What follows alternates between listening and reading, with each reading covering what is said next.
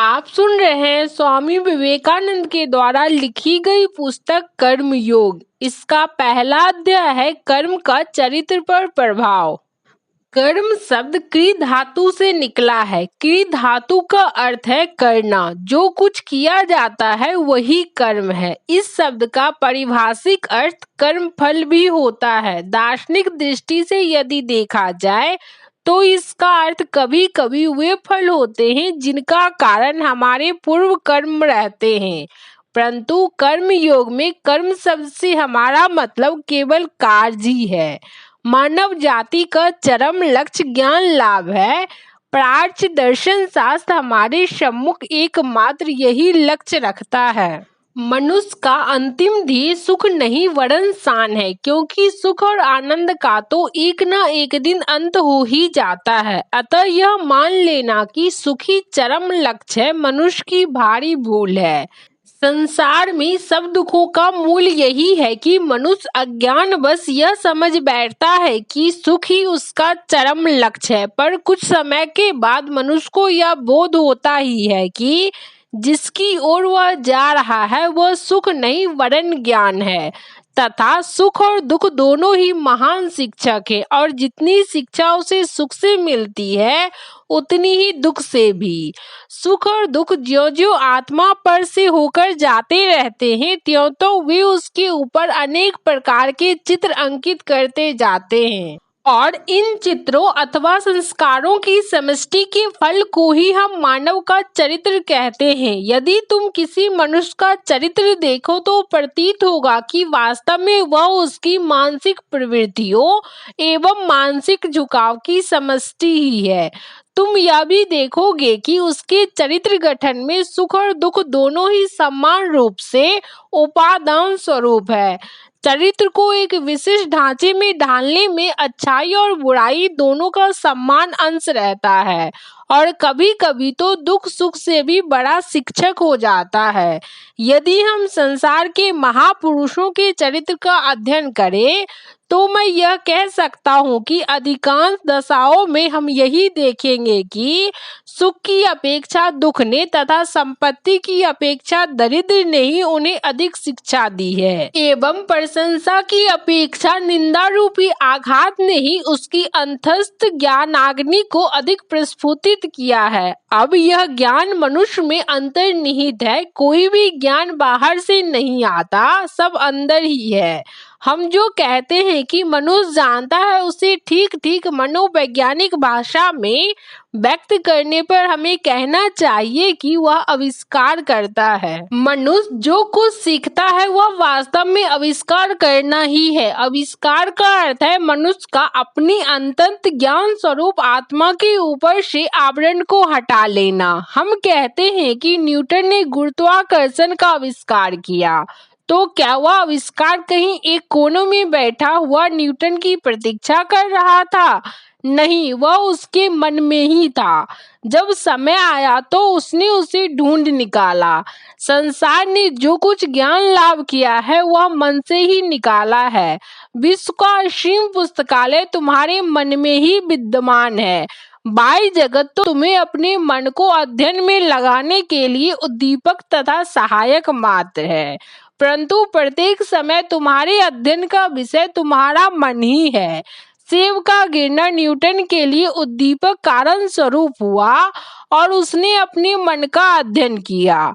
उसने अपने मन में पूर्व से स्थित भाव श्रृंखला की कड़ियों को एक बार फिर से व्यवस्थित किया तथा उनमें एक नई कड़ी का आविष्कार किया। उसी को हम गुरुत्वाकर्षण का नियम कहते हैं। यह ना तो सेब में था और न पृथ्वी के केंद्र में स्थित किसी अन्य वस्तु में ही। एतबब समस्त ज्ञान चाहे वह व्यवहारिक हो अथवा परमार्थिक मनुष्य के मन में ही निहित हो, बहुधा यह प्रकाशित न होकर ढका रहता है, और जब आवरण धीरे धीरे हटता जाता है तो हम कहते हैं कि हमें ज्ञान हो रहा है। जो जो इस आविष्कारक की क्रिया बढ़ती जाती है त्यों त्यों हमारे ज्ञान की वृद्धि होती जाती है। जिस मनुष्य पर से यह आवरण उठता जा रहा है वह अन्य व्यक्तियों की अपेक्षा अधिक ज्ञानी है, और जिस मनुष्य पर यह आवरण तह पर तह पड़ा है वह अज्ञानी है। जिस मनुष्य पर से यह आवरण बिल्कुल चला जाता है वह सर्वज्ञ पुरुष कहलाता है। अतीत में कितने ही सर्वज्ञ पुरुष हो चुके हैं और मेरा विश्वास है कि अभी बहुत से होंगे तथा आगामी युगों में भी ऐसे असंख्य पुरुष जन्म लेंगे। जिस प्रकार एक चकमक पत्थर के टुकड़ों में अग्नि निहित रहती है उसी प्रकार मनुष्य के मन में ज्ञान रहता है। उद्दीपक कारण घर्षण स्वरूप हो इस ज्ञाग्नि को प्रकाशित कर देता है। ठीक ऐसा ही हमारी समस्त भावों और कार्यों के संबंध में भी है। यदि हम शांत होकर स्वयं का अध्ययन करें तो प्रतीत होगा कि हमारा हंसना रोना, सुख दुख, हर्ष विषाद, हमारी शुभकामनाएं एवं शाप, स्तुति और निंदा, ये सब हमारे मन के ऊपर बहिर्जगत की अनेक घात प्रतिघात के फलस्वरूप उत्पन्न हुए हैं और हमारा वर्तमान चरित्र इसी का फल है। ये सब घात प्रतिघात मिलकर कर्म कहलाते हैं। आत्मा की अभ्यांतरिक अग्नि तथा उसकी अपनी शक्ति एवं ज्ञान को बाहर प्रकट करने के लिए जो मानसिक अथवा भौतिक घात उस पर पहुंचाए जाते हैं वही कर्म है। यहाँ कर्म शब्द का उपयोग व्यापक रूप में किया गया है। इस प्रकार हम सब प्रतिक्षण ही कर्म करते रहते हैं। मैं तुमसे बातचीत कर रहा हूँ यह कर्म है, तुम सुन रहे हो यह भी कर्म है, हमारा सांस लेना चलना आदि भी कर्म है। जो कुछ हम करते हैं वह शारीरिक हो अथवा मानसिक सब कर्म ही है और हमारे ऊपर वह अपना चिन्ह अंकित कर जाता है। कई कार्य ऐसे भी होते हैं जो मानो अनेक छोटे छोटे कर्मों की समष्टि है। उदाहरणार्थ यदि हम समुद्र के किनारे खड़े हों और लहरों को किनारे से टकराते हुए सुने तो ऐसा मालूम होता है कि एक बड़ी भारी आवाज हो रही है, परंतु हम जानते हैं कि एक बड़ी लहर असंख्य छोटी छोटी लहरों से बनी है और यद्यपि प्रत्येक छोटी छोटी लहर अपना शब्द करती है परंतु फिर भी वह हमें सुन नहीं पड़ता। पर ज्यों ही ये सब शब्द आपस में मिलकर एक हो जाते हैं त्यों ही बड़ी आवाज सुनाई देती है। इसी प्रकार हृदय की प्रत्येक धड़कन से कार्य हो रहा है। कई कार्य ऐसे होते हैं जिनका हम अनुभव करते हैं, वे हमारे इंद्रिय ग्राह्य हो जाते हैं, पर साथ ही वे अनेक छोटे छोटे कार्यों की समष्टि स्वरूप है। यदि तुम सचमुच किसी मनुष्य के चरित्र को जांचना चाहते हो तो उसके बड़े कार्यों पर से उसकी जांच मत करो। एक मूर्ख भी किसी विशेष अवसर पर बहादुर बन जाता है। मनुष्य के अत्यंत साधारण कार्यों की जांच करो और असल में वही ऐसी बातें हैं जिनसे तुम्हें एक महान पुरुष के वास्तविक चरित्र का पता लग सकता है। आकस्मिक अवसर तो छोटे से छोटे मनुष्य को भी किसी न किसी प्रकार का बड़प्पन दे देते हैं, परंतु वास्तव में बड़ा तो वही है जिसका चरित्र सदैव और सब अवस्थाओं में महान रहता है। मनुष्य का जिन सब शक्तियों के साथ संबंध आता है उनमें से कर्मों की वह शक्ति सबसे प्रबल है जो मनुष्य के चरित्र गठन पर प्रभाव डालती है। मनुष्य तो मानो एक प्रकार का केंद्र है और वह संसार की समस्त शक्तियों को अपनी ओर खींच रहा है तथा इस केंद्र में उन सारी शक्तियों को आपस में मिलाकर उन्हें फिर एक बड़ी तरंग के रूप में बाहर भेज रहा है। यह केंद्र ही प्रकृत मानव आत्मा है। यह सर्वशक्तिमान तथा सर्वज्ञ है और समस्त विश्व को अपनी ओर खींच रहा है। भला बुरा सुख दुख सब उसकी ओर दौड़े जा रहे हैं और जाकर उसके चारों ओर मानो लिपटे जा रहे हैं और वह उन सब में से चरित्र रूपी महाशक्ति का गठन करके उसे बाहर भेज रहा है। जिस प्रकार किसी चीज को अपनी ओर खींच लेने की उसमें शक्ति है उसी प्रकार उसे बाहर भेजने की भी है।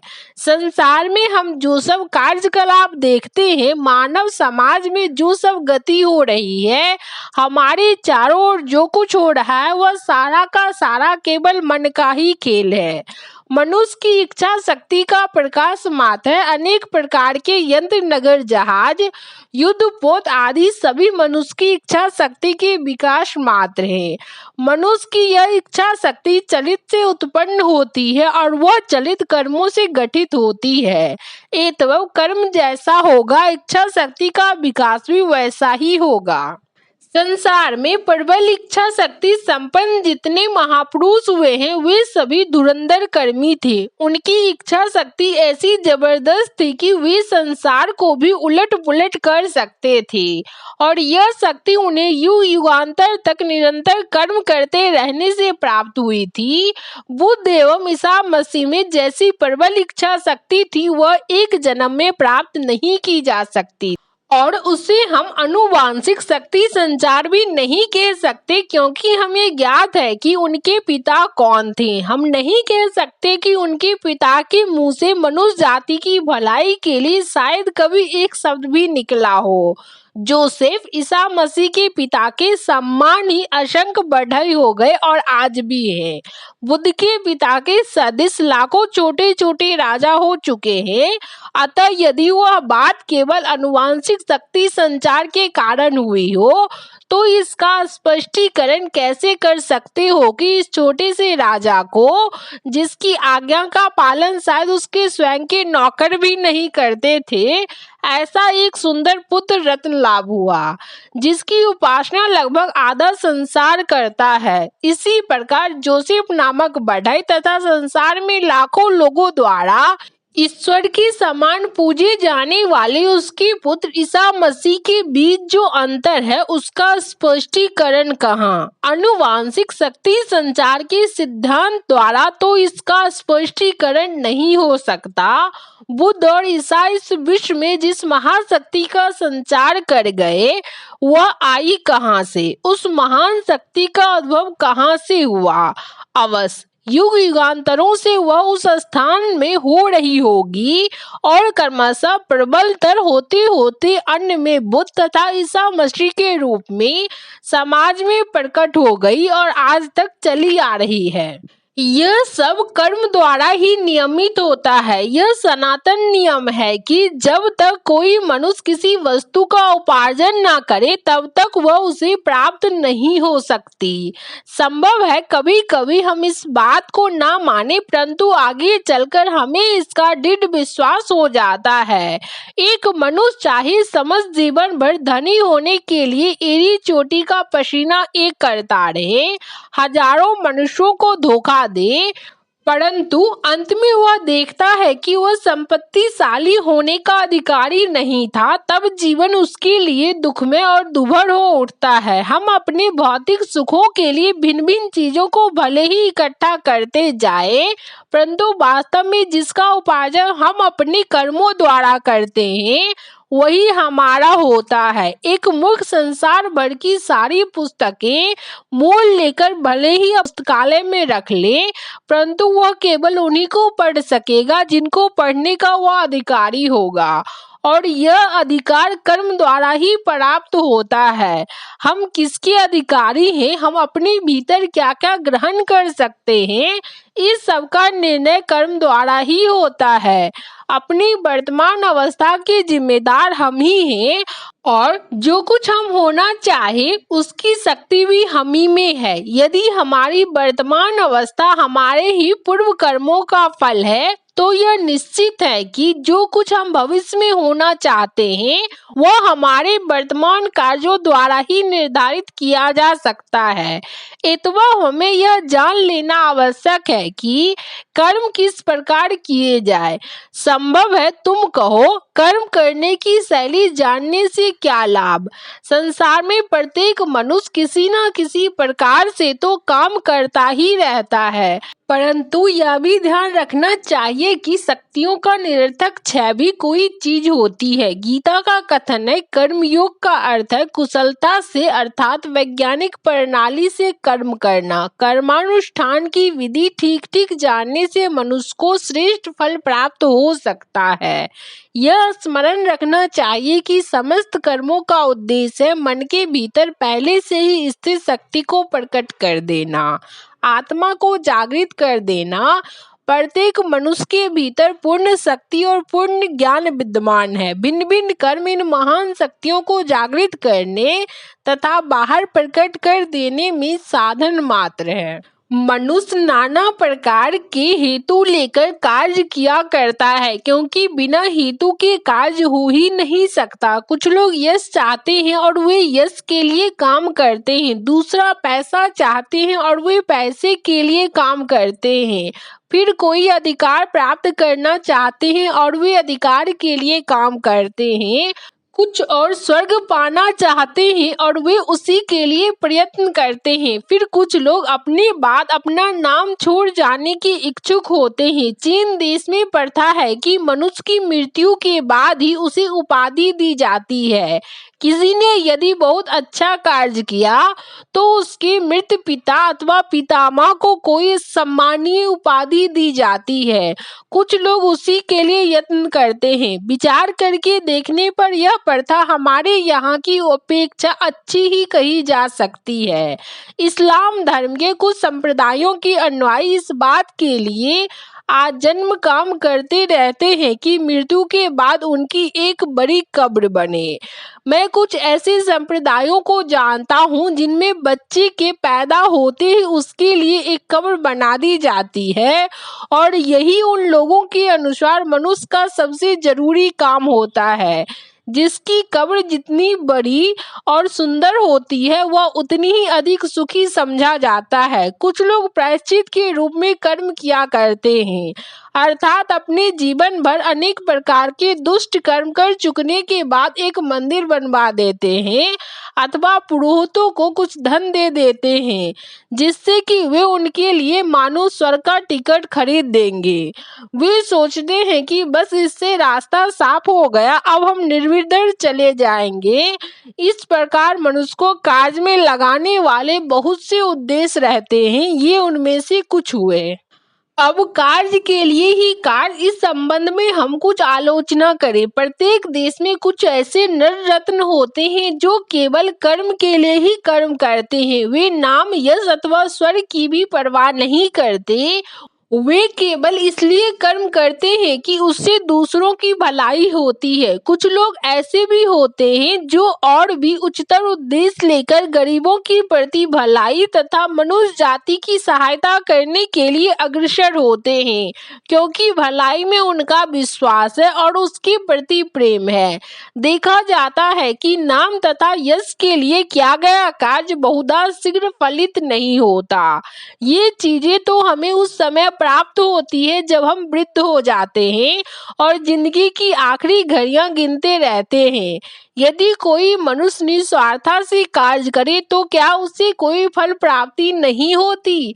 असल में तभी तो उसे सर्वोच्च फल की प्राप्ति होती है, और सच पूछा जाए तो निस्वार्थता अधिक फलदायी होती है, पर लोगों में इसका अभ्यास करने का धीरज नहीं रहता।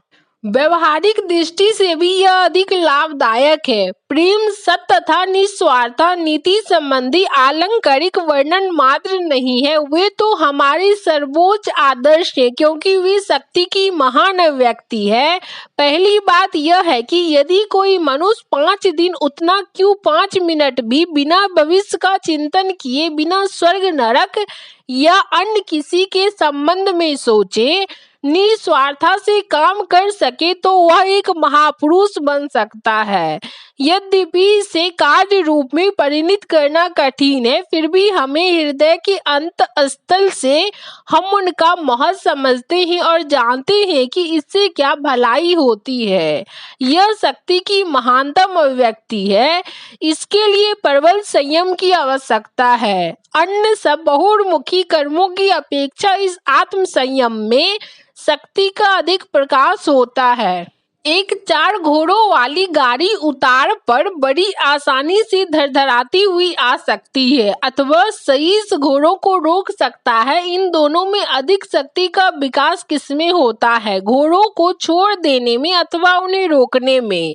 एक तोप का गोला हवा में काफी दूर तक चला जाता है और फिर गिर पड़ता है, परंतु दूसरा दीवार से टकराकर रुक जाने से उतनी दूरी नहीं जा सकता, पर उस टकराने से बड़ी आत्मतृप्ति निकलती है।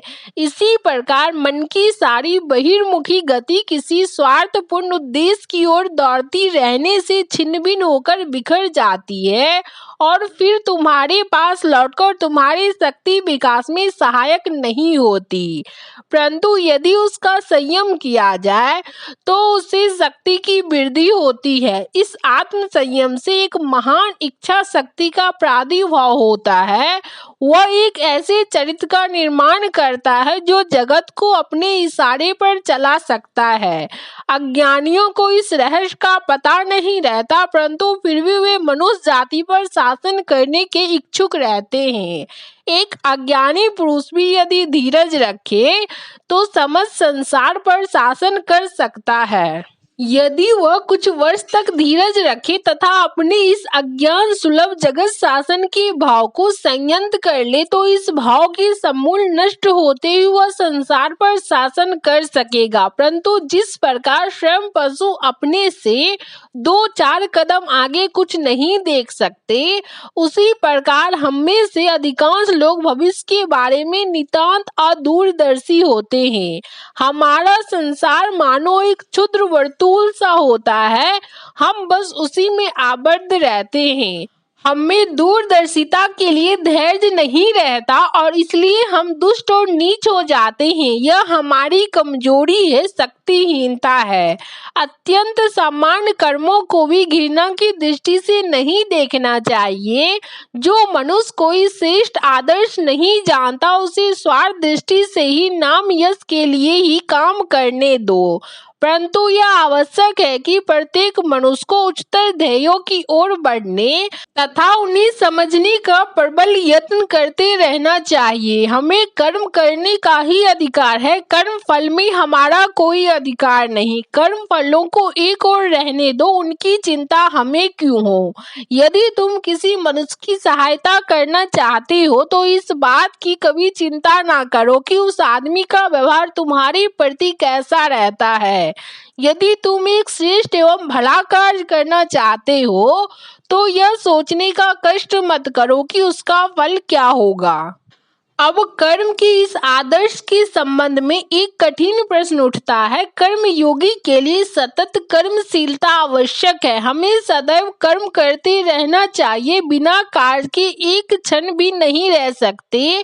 तो फिर प्रश्न यह है कि आराम के बारे में क्या होगा। हाँ, इस जीवन संग्राम की एक ओर है कर्म, जिसके तीव्र भंवर में फंसे हम लोग चक्कर काट रहे हैं, और दूसरी ओर है शांति। सभी मानो निर्मिति मुखी है, चारों ओर सब शांत स्थिर, किसी प्रकार का कोलाहल नहीं। केवल प्रकृति अपनी जीवों, पुष्पों और गिरी गुफाओं के साथ विराज रही है, पर इन दोनों में से कोई भी पूर्ण आदर्श का चित्र नहीं है। यदि एक ऐसा मनुष्य जिसे एकांतवास का अभ्यास है संसार के चक्कर में घसीट लाया जाए तो उसका उसी प्रकार ध्वंस हो जाएगा जिस प्रकार समुद्र की गहराई में रहने वाली एक विशेष प्रकार की मछली पानी की सतह पर लाए जाते ही टुकड़े टुकड़े होकर मर जाती है, क्योंकि सतह पर पानी का वह दबाव नहीं है जिसके कारण वह जीवित रहती है। इसी प्रकार एक ऐसा मनुष्य जो सांसारिक तथा सामाजिक जीवन के कोलाहल का अभ्यस्त रहा है, यदि किसी शांत स्थान को ले जाया जाए तो क्या वह शांति पूर्वक रह सकता है? कदापि नहीं। उसे क्लेश होता है और संभव है उसका मस्तिष्क की फिर जाए। आदर्श पुरुष तो वे हैं जो परम शांत एवं निष्पद्धता के बीच भी तीव्र कर्म का तथा प्रबल कर्मशीलता के बीच भी मरुस्थल की शांति एवं निस्तब्धता का अनुभव करते हैं। उन्होंने संयम का रहस्य जान लिया है, अपने ऊपर विजय प्राप्त कर चुके हैं। किसी बड़े शहर की भरी हुई सड़कों के बीच से जाने पर भी उनका मन उसी प्रकार शांत रहता है मानो वह किसी निशब्द गुफा में हो, और फिर भी उनका मन सारे समय कर्म में तीव्र रूप से लगा रहता है। यही कर्म योग का आदर्श है और यदि तुमने यह प्राप्त कर लिया है तो तुम्हें वास्तव में कर्म का रहस्य ज्ञात हो गया। परंतु हमें शुरू से आरंभ करना होगा। जो कार्य हमारे सामने आते जाए उन्हें हम हाथ में लेते जाए और सने सने हम अपने को दिन प्रतिदिन निस्वार्थ बनने का प्रयत्न करें। हमें कर्म करते रहना चाहिए तथा यह पता लगाना चाहिए कि उस कार्य के पीछे हमारा हेतु क्या है। ऐसे होने पर हम देख पाएंगे कि आरंभावस्था में प्रायः हमारे सभी कार्यों का हेतु स्वार्थपूर्ण रहता है, परंतु धीरे धीरे यह स्वार्थपरता अध्यायवाद से नष्ट हो जाएगी और अंत में वह समय आ जाएगा जब हम वास्तव में स्वार्थ से रहित होकर कार्य करने के योग्य हो सकेंगे। हम सभी यह आशा कर सकते हैं कि जीवन पथ में अग्रसर होते होते किसी न किसी दिन वह समय अवश्य आएगा जब हम पूर्ण रूप से निस्वार्थ बन जाएंगे और ज्यों ही हम उस अवस्था को प्राप्त कर लेंगे हमारी समझ शक्तियां केंद्रीभूत हो जाएगी और हमारा आभ्यंतरिक ज्ञान प्रकट हो जाएगा। सुन रहे थे स्वामी विवेकानंद के द्वारा लिखी गई पुस्तक कर्म योग। इस वीडियो में आप इसके फर्स्ट अध्याय को सुने होंगे। अगले वीडियो में आप दूसरे अध्याय से सुनेंगे। वीडियो पसंद आए तो लाइक शेयर एंड सब्सक्राइब करें।